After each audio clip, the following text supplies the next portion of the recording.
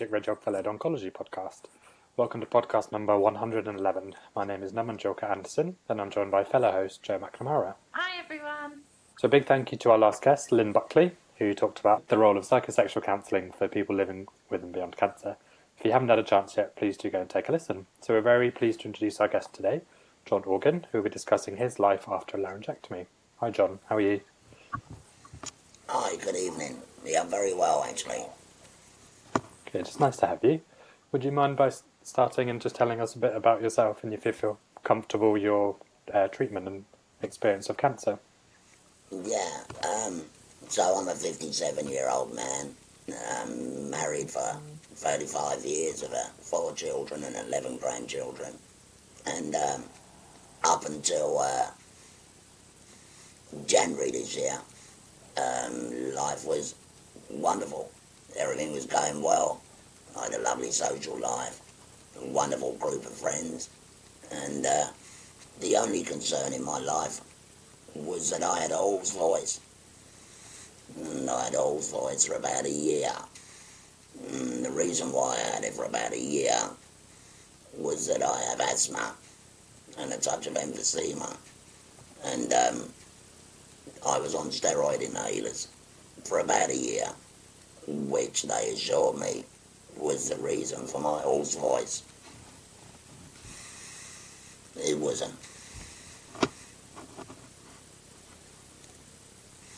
So, I ended up speaking to my GP on the 16th of November last year to get to the bottom of the hoarse voice once and for all. And went on a 2-week rule. In that 2-week rule, and in the ENT appointment, they spoke to me through the nose and had a look down my throat. And there and then, at that moment, they told me I had cancer. When I thought I had a throat infection, or thrush, or something. And that's led me to where we are today. Jon, that must have come as a shock if you'd kind of previously been reassured that, it was as a consequence of your asthma. When they told you, what went through your head? Had you had people who'd been affected by cancer that you knew previously? Well, it was absolutely crazy, because if I told you the journey, you wouldn't believe it. 2 years previously, my mum was diagnosed with double kidney cancer, and she's in her 80s. And my brother at that time had not long passed from lung cancer at the age of 60. And they come on to him very sudden, before we had COVID, playing a game of golf. And in under a year he lost his life. And in that moment, how could I have cancer as well? It's crazy, there's 3 of us, So yeah, I felt like I'd been hit by a truck, but like I deal with everything with humour. So I asked him, give it to me straight, Doc. Will I lose my hair? Well, I haven't got any hair. And he said, I'm afraid so. But there you go. At that moment in time, when you are diagnosed with cancer, other than you're caught in the headlights, you never ever realise the mad journey it's going to take, and how long it's going to take, and the treatment part. It's very, very difficult. But yeah, so pretty early on, well, he said to me, well, are you worried about anything? And I said, no, not so. I think I've got thrush or a throat infection, one clear up.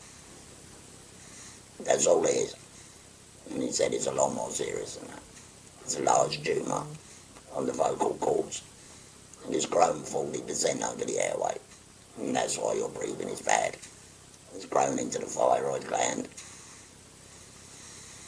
And we got a whole host of stuff to do.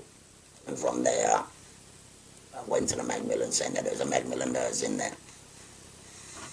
When you leave the hospital, and we went back to the car park and sat in the car, me and my wife just sat there. Madness. What a mad. Your head's mad. It's just, don't know what to do, what to think, or what to say. What did your wife say? Well, she was very upset and she cried, but when I had the appointment for the hospital, I said to her, I've got a 2-week raw appointment for the hospital. I've got to go and see them. So I'll do that, then I'll go to work. And she said, no, I'll come with you. What are you coming with me for? Ain't a problem. And she said, oh, I've looked it all up. I said, well, don't look it up. There's nothing wrong with me. I've got a bit of an old voice. She thought I had cancer. I always believed, and I've always said it, and I said this to my brother Mark, surely you know if you've got cancer. Surely if you're walking around with a tumour, you know, something tells you. Well, I was wrong. Because I had no idea. So, John, at that appointment, obviously it sounds like you went away, had a bit of time to kind of digest what you'd been told. Did you have any idea of kind of what treatments you'd have, or was that another appointment that they discussed that with you? Straight away, so I went away, and within a couple of days I had an MRI, and then I had a PET scan. I think the following 2 or 3 weeks, I must have had every scan known to man, blood tests and everything. It was crazy. I mean, they acted really quick. And met them at the Marsden, the oncology team, Royal Marsden. And they said it's stage 3 laryngeal cancer. We think it might have just gone into the thyroid, but we still think it's stage 3. So radiotherapy, chemotherapy, 30 sessions of radiotherapy with 2 chemo, and we reckon we'll get this. I said, okay then, let's get it done and let's go on with our lives. And then my surgeon had another meeting, the Thursday big meetings they had, and I was called back into the Marsden on a Thursday evening, and that's when they told me that they wanted a further scan by a consultant, because half of the team believed it was stage 4, and they would mean that the voice box, etc., would be removed. So at that point I knew that I would be a laryngectomy. In my own mind, I knew I'd have a permanent trachea. I just knew it was going to happen. And so that was around about the end of November last year. Anyway, so I had the further scan.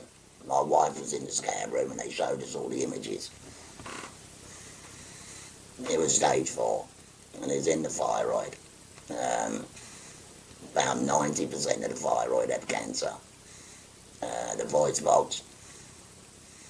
The lymph nodes weren't affected, though they did end up removing 84 of them in surgery, because I was worried about the spread. So they removed the voice box, 92% of the thyroid gland, and the other bit they left fouled now, and 84 lymph nodes, and left me with a permanent trachea. Initially, I refused the surgery, but because of Christmas I had 3 days to decide. And then my surgeon contacted me and said, you've refused the surgery. And I said, yeah, well, let's have a go. And he said, John, you won't make the end of June. So Christmas was quiet, and then I went in on the 9th of January this year and had 11 hours surgery, followed by a couple of weeks in hospital, then 3 weeks rest. And then I had to travel to the Marsden in London for the radiotherapy because of the stoma. It had to be completely pinpoint. And that was another challenge because the stoma shrinks, you become infected. I was in a bit of a mess. But anyway, I'm right now. So yeah, it was a journey there. But it was frightening, but... So, John, obviously at that point in time, you had a lot going on, but what initially made you decide not to go for the surgery? Well, I can only speak for me. I speak to a lot of laryngectomy patients, and we all have different, but I won't put words in other people's mouths. So for me, it's hard. Life's really hard. Now, I know I'm here, and I'm pleased to be here. You know, my grandchildren, everything else. But talking's hard, breathing's hard, eating food, swallowing, that's hard. Sleeping's hard. I sleep upright, otherwise I'm sick. I don't sleep much. The pain I still experience in my shoulders, the nerve damage. I'm still on opioid medicines even now. That's hard. I used to love running and cycling, and my legs have had it through effects of radio, chemo, and thyroid. I can hardly walk distances, so that's hard. If I go to a party or a wedding or something, no one can hear me. You know, there's more people. So you sit there as a mute. So I've got a lot to be thankful for. But when I looked at it initially, I thought, do I really want to be like this the rest of my life? And I didn't. So initially I said, thank you. No, thank you.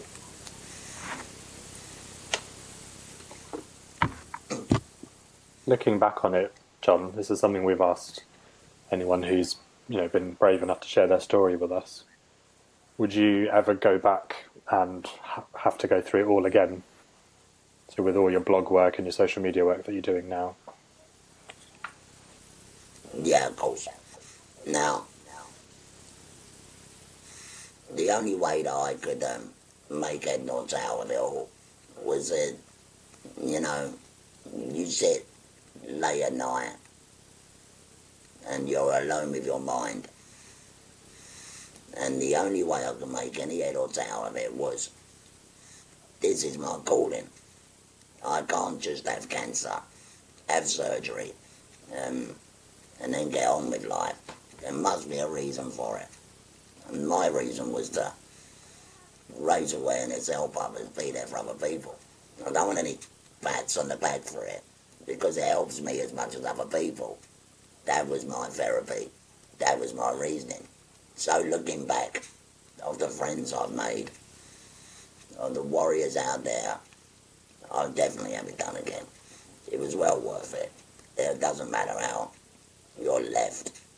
Life is precious. And like my wife said to me, your brother would have jumped at a chance. So don't waste it. Take it. So yeah, it was the right decision to have it done.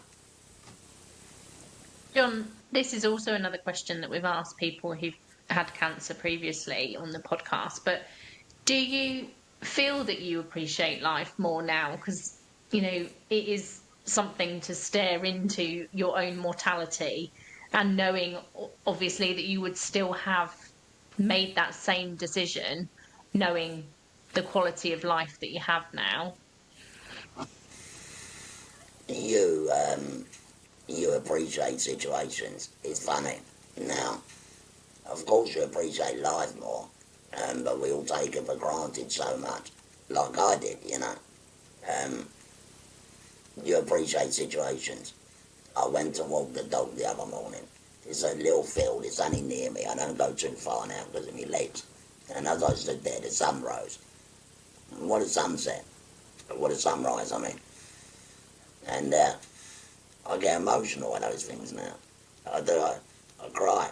When I'm out, my wife, she says, for God's sake, shut up. I do in situations. When I see the grandchildren or something happens and it makes me smile, then you go, you made the right choice, mate. Just situations. Little victories. I just call them little victories.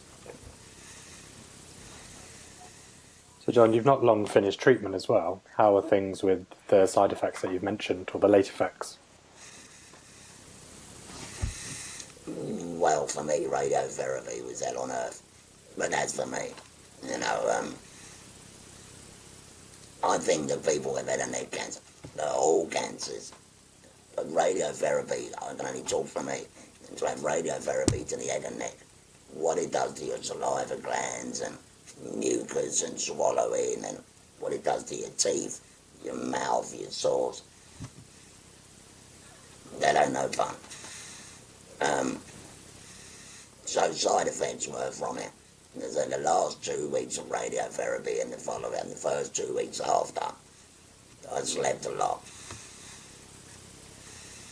And if I'm honest, I sleep every afternoon now. I'm exhausted, totally exhausted. So I work in the morning. I work from home, do bits and pieces. I'm a consultant.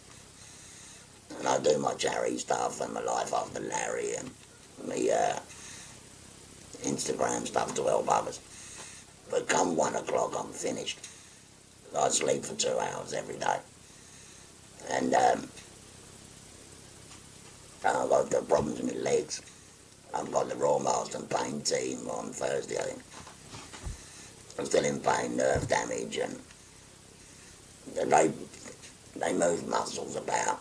They swap stuff over. They hold your head up. Everything in your throat's taken.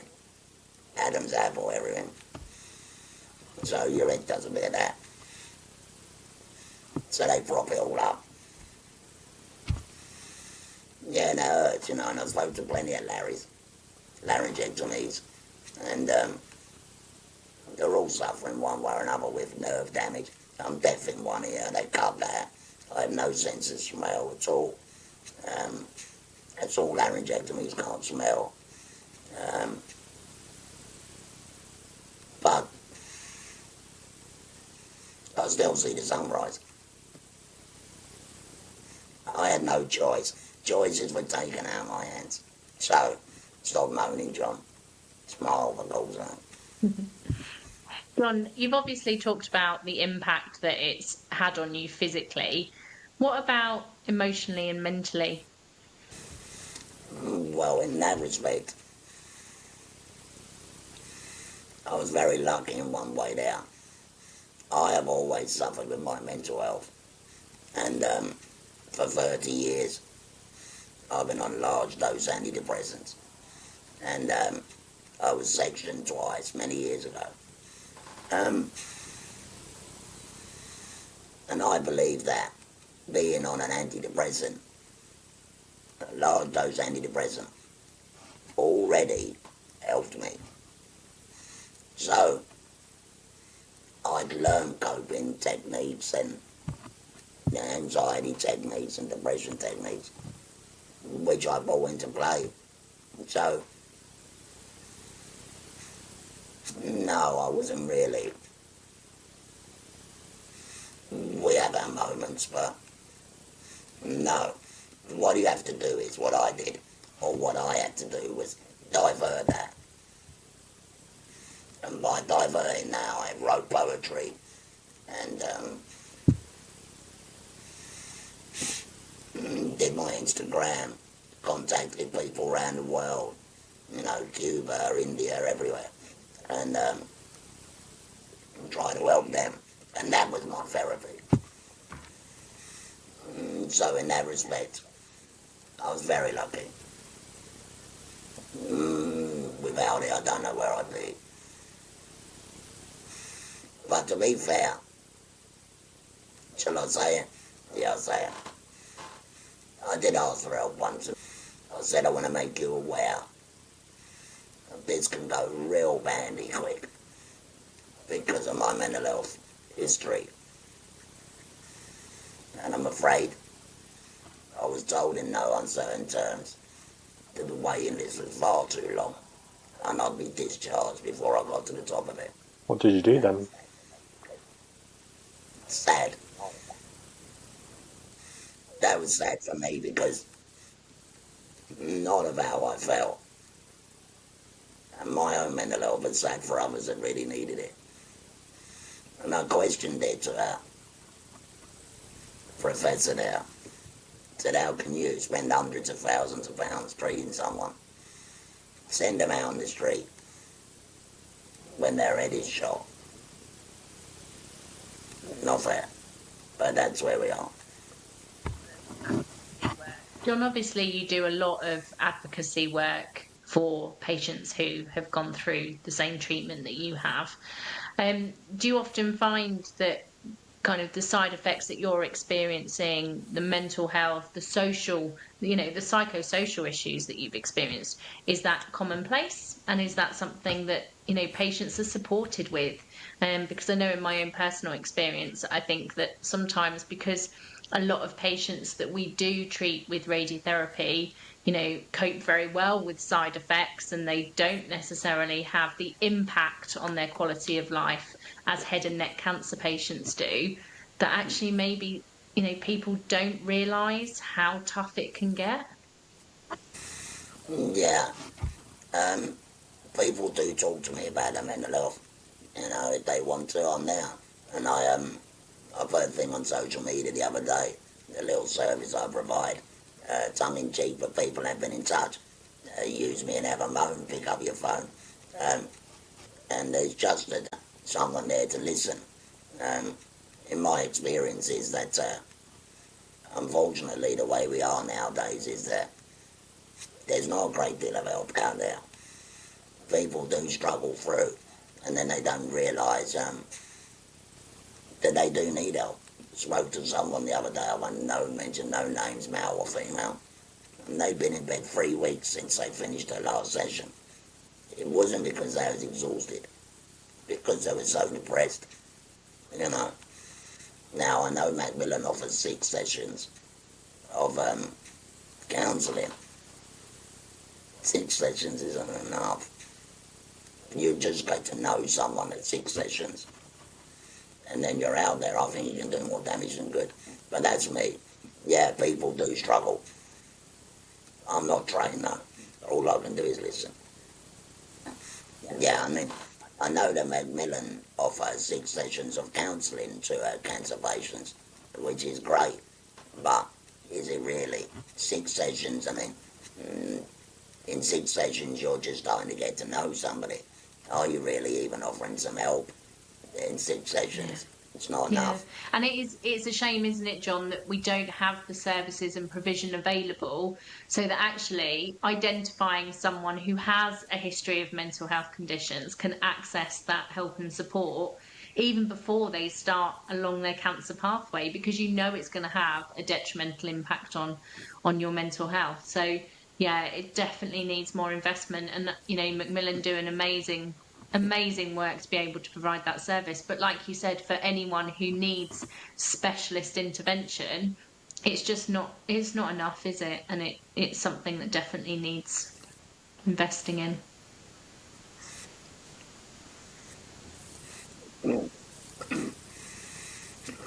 No, and I agree. And it's not the nurses and doctors or Macmillan's fault. It just isn't there. The time's not there. The funding isn't there. So, Jon, for anyone listening to this podcast episode, they may not even necessarily know what a laryngectomy is.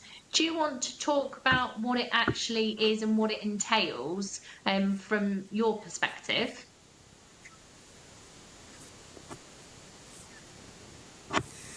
Well, a laryngectomy is a major surgery that was first performed around about the time of the Crimean War, Florence Nightingale's days, about 1866, in November actually, so it's coming up. And it's a complete removal of the voice box. You can have a partial laryngectomy or total laryngectomy. Mine was total. So it's a complete removal of the voice box, and the trachea that comes from the lung will connect to the voice box inside and allow you to breathe.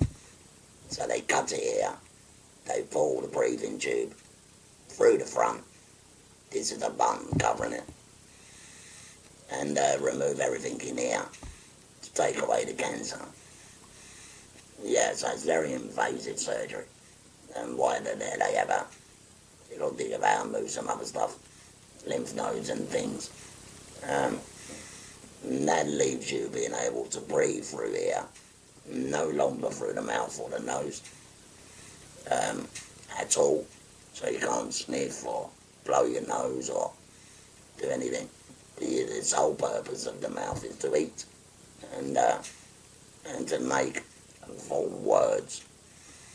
Inside here they have a little valve that I divert air through, goes through the valve and out of the mouth, and that's how I talk. When I press the button, what that's doing is stopping the air. And then I stop the air and push the air through the valve and out of the mouth. And that's how it works. But everything you did through here, whether you had a cold, cough, phlegm, mucus, whatever, now has one escape route there. So it makes things very difficult, breathing and talking and things like that. That's what a laryngectomy is. Is everyone able to manipulate their voice like you can now? To the sound that's coming through? It's so hit and miss. Once again, I'm very lucky. And I'm 57, so I'm a bit younger. The guys and ladies and gentlemen, it's generally older that you have it. Though I do know people in their 20s that have it. That I've met on this journey. And a lot of it's to do with lung strength. Some people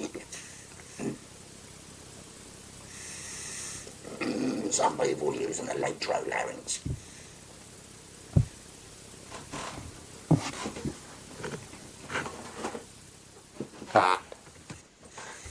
Which is one of these. So sometimes when I can't talk, I'll use an electrolarynx that some people use. And I will speak by placing it here and causing a vibration. Some people can't do it. They just can't get the hang of it. And some people only talk with a very small whisper. Some people can't talk at all. Some people eat fine. Some people might swallow is about 10%.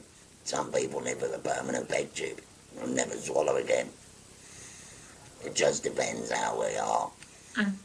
But yeah. I have to say, Jon, when we were conversing on Instagram and I was viewing your videos, I was like, this is amazing to have a laryngectomy patient be able to come onto the podcast, because it just doesn't happen. And, you know, communication is so vital to be able to share messages and kind of disseminate information. That, you know, the fact that you do still have a voice is so powerful, to kind of get, I would imagine, give people hope that, you know, it is something that can occur, albeit rarely.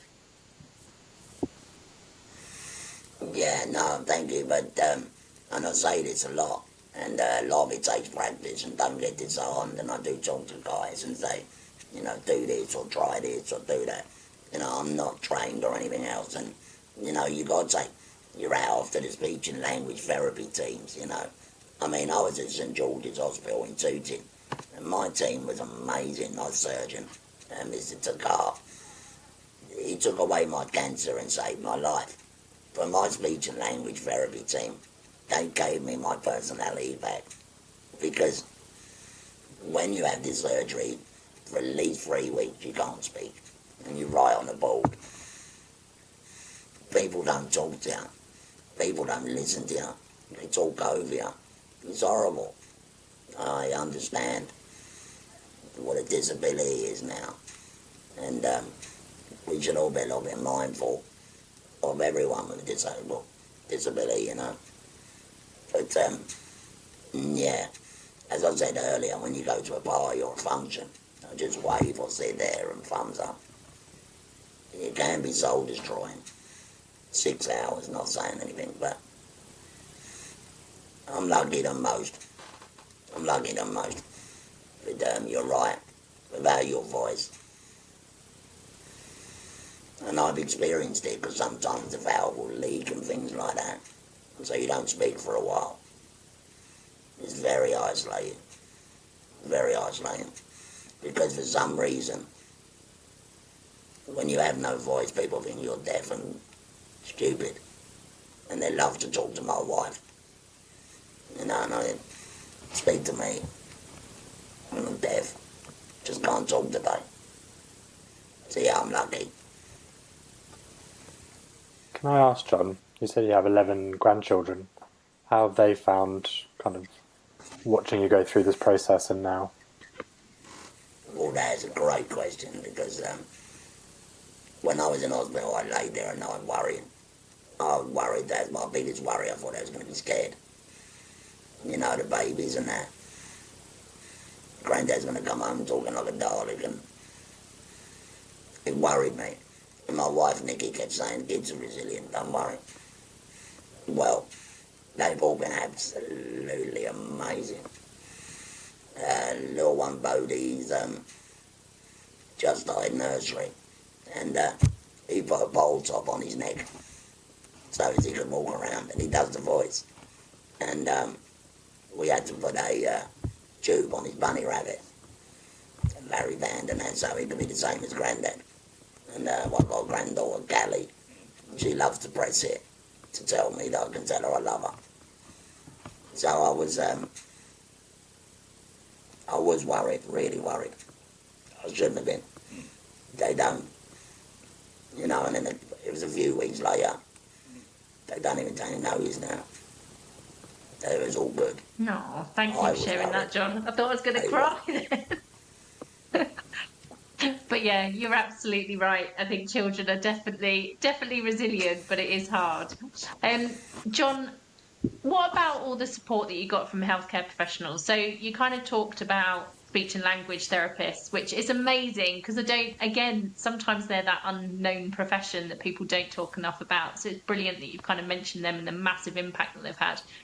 But what about the other healthcare professionals? Do you think that they were able to prepare you for what life was going to be like? Do you think that's something that can happen from a healthcare professional, or do you think it should be from patients who've maybe gone through the treatment and having a laryngectomy that should be helping prepare patients? Yeah. So, many hospitals, St George's in Tooting included, they have asked me, and now other laryngectomy patients, we meet other prospective patients and we take them through it, and they ask us questions. Was I told the whole impact of the operation? No. Was it the right thing to do to not tell me? Probably yes. I was told as much as I needed to be told, and I was fully aware what was going to go on, though it was never gone into in depth. I read every paper I could on it. We watched videos of the actual surgery, me and my wife, something I wanted to do. The staff around it. So when you have surgery, the staff leading up to it, so the guy that did my surgery was the one that diagnosed me, Mr. Tagar. So I knew him. We're like friends now, we always have a hug. When I came round from surgery, I was in ICU for 3 days because I woke up with COVID. And in ICU, I wasn't confident of them. It's such a specialist thing. I can't just go to a hospital. They won't know what to do with me. We have to go to a specialist ENT hospital, and they've told us that. But when I came out of ICU and went onto the ward, Florence Nightingale, which was an ENT ward, amazing. The Macmillan nurses there, Anna and the team, and Jess, speech and language. Even the nurse in charge, Emma, she sat with me all through the night when I was worried. You know, these people, they're amazing. You know, the people that give you your food. When I first started eating, she went all the way to another ward to get me a yogurt I wanted. so that I could be a bit more happier with something to eat. Amazing, amazing, amazing people. And they're like that all over the country. We surely are blessed, from the person that wipes your table down to the person that performs the surgery. Jon, you do a lot of work, don't you, with Swallow Forever in Charity? there. Forever. Can you just talk us a little bit about the impact that that charity's had on your life?